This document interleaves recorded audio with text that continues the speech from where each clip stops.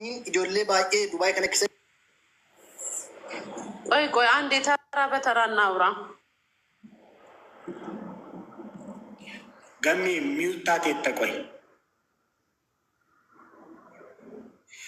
እና ዋኖፊኮ ገኒ የምትባል አንድ እህታችን እዚህ ቲክቶክ ላይ ታውቃታለህ።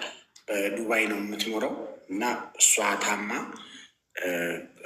እሷ ምን አይነት ሁኔታ ላይ እንዳለች ጓደኞቿ ለህዝቡ እንዲናገሩና እሷ የምትረዳበትን መንገድ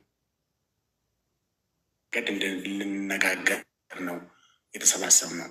እና ትንሽ ችግር አለ ጋይስ። ሙጫ ሰኝ የደሙ ሰኝ ኮ ሙጫ የደሙ ከነ ፎሎ ጎዳ አኒሌ ሀርአኒ አርጋ ጅራ ገሩ አከ ገሜን ጄዴ ነመ ጆሌ ኬኛ ባዬ ዱባይ ኬሰት ገርጋራ ጅሩ ሶ ሁሉም ኬሰን ፎሎ ጎዳኒ አከ ፎሎሪ ባዬ ላይ አርገቱ ቪዲዮ ሳዴማቲ ዲዊት ኮፒ ሊንክ ሼር ጎዳ አካውንት ይሳለዎቹ ነማከሲ ኢምፓወርጎቹ ኮሚኒቲ ከነፈየዱ አርጉተኒ እነመነካ ቲዋቃናዩ ከናች ነጌሴ ነዴቪሴ በጣም በብዙ ነገር ኬሳንሌ ሰፖርት የሚያደርግ በጣም መልካም ሰው ነው።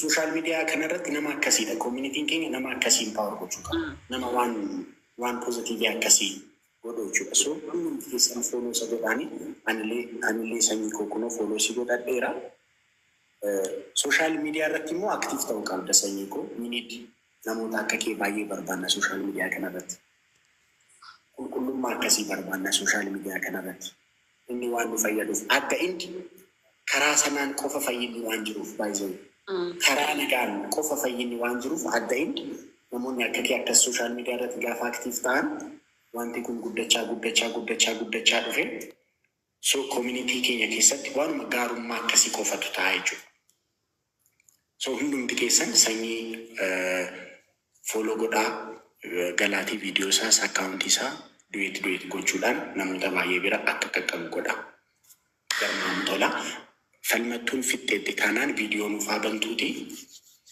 ፋሲካ ኳቲ ሲወደንዴሴ ቪዲዮ በኔቲ ዋንጅሩ ተረተራ ኡመተት ኢብሳቲ አቺ አካታቲ ገርጋር ሰተነት ጎቹ ደንደኝ በትሞ ሚያሶፍ ናይቹ እሺ ፈልማቶ ጋደንዴሴ ካሜራ አብሪ ፕሊዝ።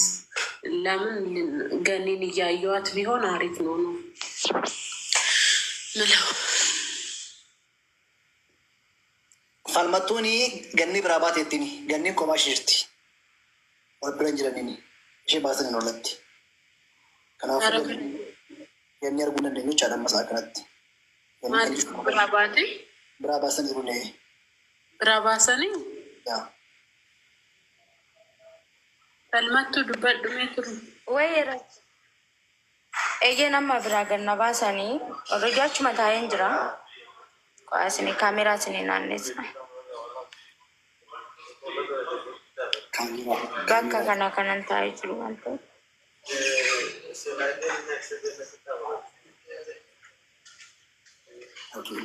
እሺ ገሚኮ ዋንታ አመ የሆነ ጅሩ እመታፍ ኤኙ አይብሱ ሰኝ አይብሱ ኤኙ ስሪት ሰኝ ኮ ቪዲዮ በሉ ደንዴ ሳተው ጅራዋቴ ባሳውነ ከምቲ ኮንኩላርሳ ደማ ጅራል አጋባት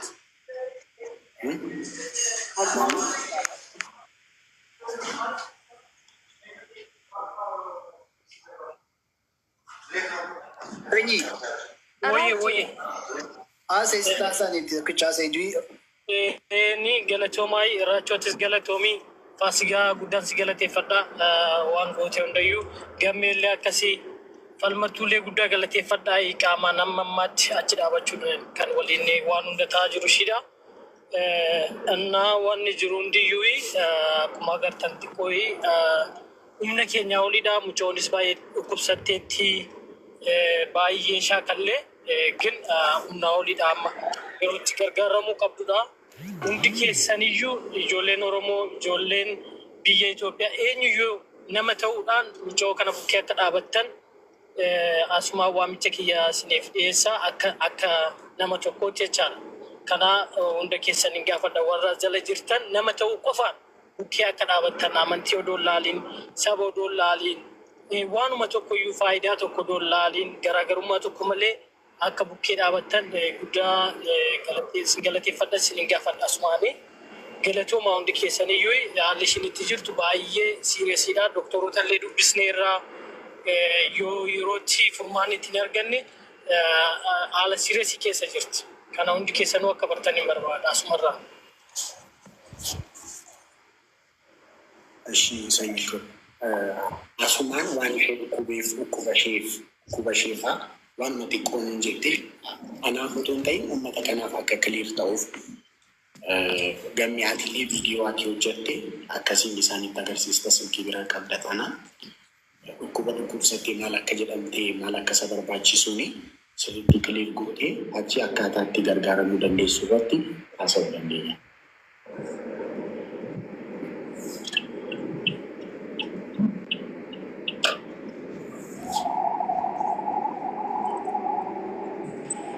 ዶክተር እንዳለን ታውቃለህ ዶክተር ዋን እንጂ ነገር ቡሩ ገነመ ላሌቲ ዮካን ሰርጀሪ ሴሉ ደንዴቾ ኦፕራሶን ማለት ነው ኦፕራሶን ሴሉ ደንዴሲ ገሩ ቡሩ ገነመ ለያ ውጤት እንጂ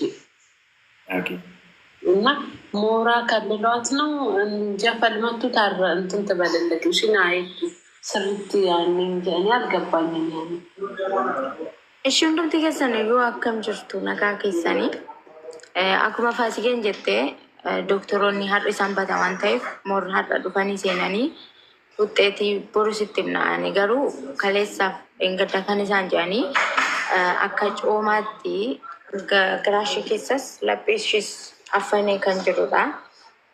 Na ammammaatti midhaanis bishaanis ittiin kennin jedhanii gulukoosiidhumaan jirti.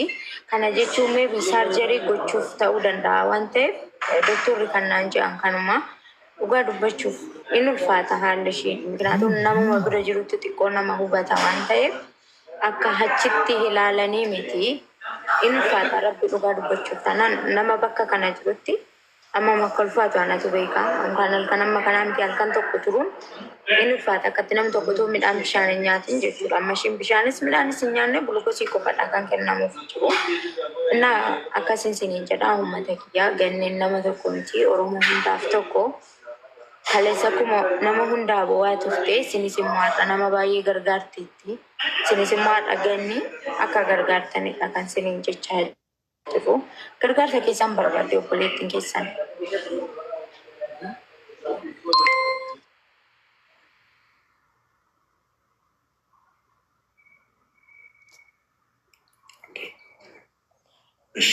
Hundumti keessan dhageessaniitu anillee hadhani viidiyoo gammiin hojjeteen arge viidiyoo gammee viidiyoo keetti agarsiisuu dandeessa baneeta.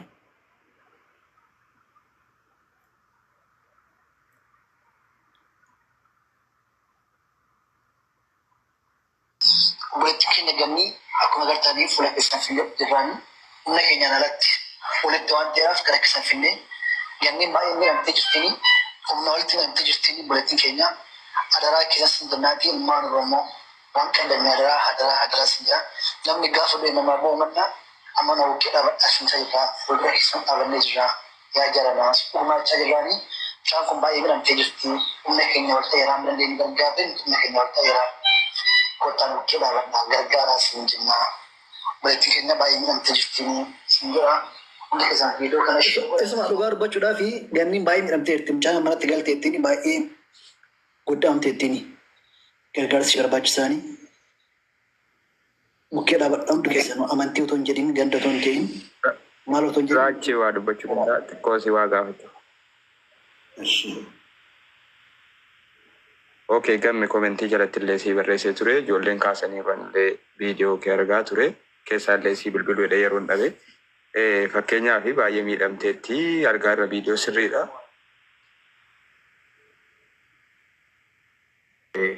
Fakkeenyaaf maal akka gaafatamte maallaqa guddaa moo xiqqaa gaafatamte waan irra dhaabbatee namni fakkeenyaaf maaltu gaafatame kan jedhu adda baasuu gaarii natti fakkaata. Akkasumas immoo dhukkuba ishee kanas kan irratti dhaabbataa ta'e tokko uummataaf ifa godhamee uummannitu irratti dubbachuufis afaan guundee dubbachuufis amma na gaafatamte jennee dubbachuufis waan baay'ee barbaachisaa natti fakkaata. Waan kana irratti waan quba qabdan qabdu jechuu barbaadeetan ifama hundi dogoggore immoo. sandura dursee wuxxeetiin ishii borbaa garuu sandura dursee mucayyootu waraqatan qabdu. Waraqanni ishii harkaa badee jira. Already qaraamaa keessa jirti amma jechuudha. Ishiin seera dhabeettidha jechuudha. Hospitaalli sun san keessaa kan jirtu inshuraansiin gaafatanii waraqata gaafachaa jiran. Paaspoortiin ishii jalaa badee jira. Ayidiin ishii hin hojjetu. Already wannoo keessa jirti, qaraamaa keessa jirti. Inni hojjetamuu fi qaba. Majammaariyaa paaspoortiin ishii dhufuu fi qaba. Haaromsifamee jechuudha waan badeef. Inni 3,000 viizaa ደግሞ namni hojjisiisee hin beekaa. Ani gara kiyyaan 8,000 namni hojjisiise. የስራው ምናምን ይቅርና ማነው በወረቀቷ ብቻ ከዛ በኋላ ነው ከን ቦሩ ዱበተን ኢቤሺ ብታከተ ሲገለ jechuun naagaleera nu badheera garuu maaliif anin kana kaasuu barbaade akkasii miidhamtee jirtu gammeen illee sirriitti mul'isa viidiyoo asii waraabdaan illee gammeedhuma argee gammeedhuma viidiyoonni waraabee argee baay'ee rifadhe achi jalatti illee gaafachuu yaada. Maaliif kana jedhee gara gargaarsaatti deemuuf xiqqoosii kana sirriitti adda baasuun qulqulleessuun baay'ee gaarii. Maaliif wantoota kana dura mudatan hedduutu jira waan ta'eef kana gaafatamteetti namoonni yaada garaagaraa kaasaa waan jedhamuuf kanarratti yaada addaa kaasuu barbaade miti akkasiin na hubattanuuf jechuudha. Isinii galee kana qabamteetti maallaqa amma kana gaafatamteetti amma fakkeenyaaf mituma waraqaan jalaa gubattee waldisoo tokko ija ishee lamman didee 20,000 gaafatamtee nu qaqqabaadanii yaalchifnee turre kuni tarii birrii aganas gaafatamteetti dhukkubni ishees dhibba tarii opirisoona ta'uu malti tarii isa jettan kana fakkeenyaaf dooktorri opirisoona ta'uu tarii dhiibtanii ragaatti fakkeenyaaf opirisoona taati. Dooktoroo isiniin jedhee ofii keessanii tilmaamaan osoo hin taane jechuudha. Ofii keessanii dooktorri waan isinitti hime jechuudha. Opirisoona taatee dooktorri jala muree isinitti hime opirisoona taatii jettani. Maallaqa amma kana gaafatame maallaqa amma kanaan opirisoona ta'uu barbaaddi. Yoo immoo tilmaamaan opirisoona taate jettani kunuu hammam nu deemsisa waan jedhu ilaaluun gaariidha. Natti fakkaataa jechuudha. Akka miidiyaa kanatti hubadhetti. Isinii galee amma fakkeenyaaf falmattuun kakaaftee tariidha kan isin kaafte opirisoona ta'uu malti tarii borii muwwitteetii waan jedhu kaafte. Tarii kun immoo opirisoona ta'uu dhiibtiidhas malaa jechuudha. Ammas immoo maallaqa kana guddaa gaafatamte immoo xiqqaa gaafatamte ka jedhamus immoo keessatti ilaaluun gaariidha. Uummataa wanta akkanaa sirriitti ifa gochuun baay'ee barbaachisaadha waa'ee waan nama nuufanii. Kana jechuun immoo yaaduma keessan qabanuu akkasiin miidhamte argeera. Ija godhadhee ani illee irraa dubbachuuf namni biraa illee irraa dubbachuuf fudhatee ol ka'uu fi isheen nama Oromoo hundaaf iyyaa turedha. Keessattuu ijoollee mana madaamii keessatti rakkataniif yeroo hedduu sagalee ta'aa turte namoota dhibamaniif jechuudha. Dhibeesii kana sirriitti immoo adda baasuun keessanii tarii keessaa balleessaa jechuu barbaadeetanii galatoomaa hundi goggore ammallee dhiifama. Tokkuma yaadni keessa sirriidha. Gammee koo maal goona seetan isin boru nama fuuldurattis bahuudhaaf maal akka jedhamte amma rakkisaa waan rakkisaa ta'aa dhufeef jechuudha. Waan rakkisaa ta'aa dhufeef maal akka jedhamte maal akka gaafatamte hunduma በማስረጃ ታመጡና achi booda isa agarsiisni boru galgala mana faasikaatti yookiin boru darbinee har'a guyyaan sanbata miti boru malee kibxata mana faasikaatti gochuu dandeenya. So boru ganama maal gootu gammeen fa'aa maal akka jedhamte hammam akka gaafatamte kamaasraja intanii like mana hospitaal sanatti yeroo tokko gaafataniin jalaan gaafataniin erga akkamanii erga waan ta'e godhanii fixanii dhumarratti gaafa bahuudha kaatu yookiin gaafa fayyite yookiin gaafa fufte dhumarratti gaafatuni. Amma kan barbaachise kan waraqata isheeti waraqata malee akkasitti akkamuu dandeessuni. Waraqata qabduun caayyooni karaa mana dheertini wanti shakshakkeef tokkittiin hin jiruni. Kanan baraadhaa dhageenya hundi keenya iyyuu. Okay, waraqatan qabdu taanaan yaala sana argachuu hin dandeessu utuu maallaqa qabaattees. Baasuu danda'u. Baasuu danda'u. Akkas ta'uu danda'a. Akkas Birriidhaan bahuu danda'a maali ijoollee inuma beekna waan Dubaay keessaa birriidhaan bahuu danda'a mucayyoo waraqaa hin qabdu edda waraqaa hin qabaanne immoo waan qabatamaa ta'een waraqaanan bahuu danda'u immoo birrii ta'uu danda'a birrii iddoo kanatti gaafachuu danda'a birrii gaafatamu sana immoo mucayyoon kun qabaachuu dhiisuu dandeessi kanaaf irratti hirmaachuu qaba namni. Aggaaruu ani ለወረቀቷ ከፍላለሁ ያለች ነው። አጋሩን አከስ ጀቻ jirti kan waraqaa ishee ani nan kaffalaaf jechaa jirti.